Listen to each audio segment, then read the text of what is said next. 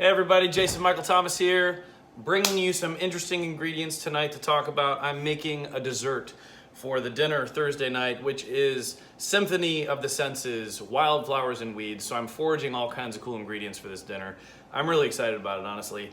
I've got ramps, I've got garlic mustard, I've got Virginia bluebells, I've got sumac, I've got local hops that I'm gonna infuse into this oil. Talk about more about that in a second. What else do I have? Violets, violet greens, flowers. I might have some red buds. I'm hoping red bud flowers will be ready by then. This is like my favorite time of year and I get really excited. So pardon me if I cannot bridle my excitement in this video tonight. First off, I'm gonna talk to you about my dessert that I'm gonna do. I'm really excited about this. I'm using local sunflower oil and I've got this delicious powder on top. Can you see that? The red sumac powder. I just made a fresh batch of sumac powder. I take these clusters of berries, sumac, wild sumac, and there's a couple different kinds. This is smooth. There's also staghorn that's really fuzzy. And I process the berries and I make this powder. And so I'm infusing this oil with the red sumac powder and the hops oil. So I'm trying to get a hops oil out of it. And I traded sumac powder for hops from a good friend of mine. So anyway, kind of an exciting evening. I'm excited to see how this oil turns out. I'm sure it will flavor the cake in a very interesting way, and I'm dying to try it, honestly. So yeah, so that's one thing I'm doing. And then on top of that, I want your opinion. If anyone would like to give me their opinion, I am struggling between a sorbet and an ice cream. I definitely already have made the pawpaw anglaise that would make a delicious ice cream. I can spin it up in my ice cream maker just like that. And I think that might be good on top, but I really feel like a citrus sorbet might be better. Tell me your opinion on that. I do have some calamandin left in my freezer, but it's not a lot of juice, so I'm gonna have to supplement that with probably some lemon juice. Be more like a lemon calamandin sorbet. On top of that cake that I just mentioned, and I also plan to do a blackberry kombucha reduction. This is kombucha that I brewed. It's goldenrod kombucha. This dessert's gonna have like 4 foraged ingredients in it, or 4 local ingredients, I should say. So goldenrod tea made this kombucha, and I'm gonna add local blackberries from my friend Carl, who grows all kinds of blackberries. I might add some raspberries too, black raspberries and blackberries. So yeah, that's what I'm up to.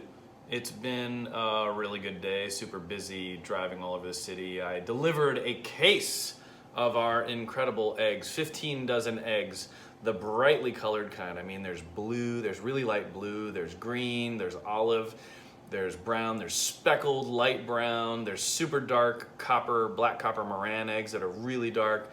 So you gotta check those out at the Gallery Pastry Shop this weekend. They'll be using them as special topper eggs. And I think they're even gonna put some out on the counter so you can see, you know, the chefs there preparing your omelets or whatever, or you're putting your nice little sunny side up eggs on top of your hash browns or what have you, and you'll see how beautiful those shells are. So check out the Gallery Pastry Shop this weekend. My event with this cake is called Wildflowers and Weeds. It's called Symphony of the Senses at Saks Fifth Avenue, at the Fashion Mall, at Keystone, up on the north side of Indianapolis. I'm really excited for it. Partnered with Jo Malone Fragrance from London. Partnered with Tilly's Tea Room, Sharon there, and we're coming together with all these great inspirations and layers of smells and fragrances and flavors, and we're just doing a really cool event. I'm excited about it. Edible Indy also. Jennifer came up with the concept for a lot of this, so she and everybody kind of put their ideas together and made this really cool event. So I'm excited for that too. This dessert should be pretty cool. We've got a number of other things on the menu that I'm sure people will enjoy. Oh, there's Hugo. Hugo, are you coming? You gonna make some noise, Hugo? Can you hear him? He comes in every time I'm making a video and interrupts. He's like, hey, I wanna talk to who you're talking to, right? Are you hungry? Do you want some chicken? Can you hear that? He's hilarious. He loves the word chicken because he knows it means dinner. I feed him chicken every night. What? What? Okay. All right, good night, everybody. Love you. Thanks for tuning in. Spread the word about Urban Ag Indy. Urban Ag, Indianapolis. Oh yeah, one more thing to tell you about. May 3rd, we're putting together a dinner, Urban Ag Bloomington. Can you believe it? So I've got a couple friends down there. There's a permaculture farm. We'll talk more about that soon. A couple friends down there that want to help organize Urban Ag Bloomington. I'm really excited about it. We're gonna do a fancy dinner. It'll be really fun. Lots of wonderful farm ingredients. I'm already talking to farmers down there who are gonna give their products. Right, Hugo? Right? Yeah. All right. Love you guys. Thanks. Good night. Bye-bye.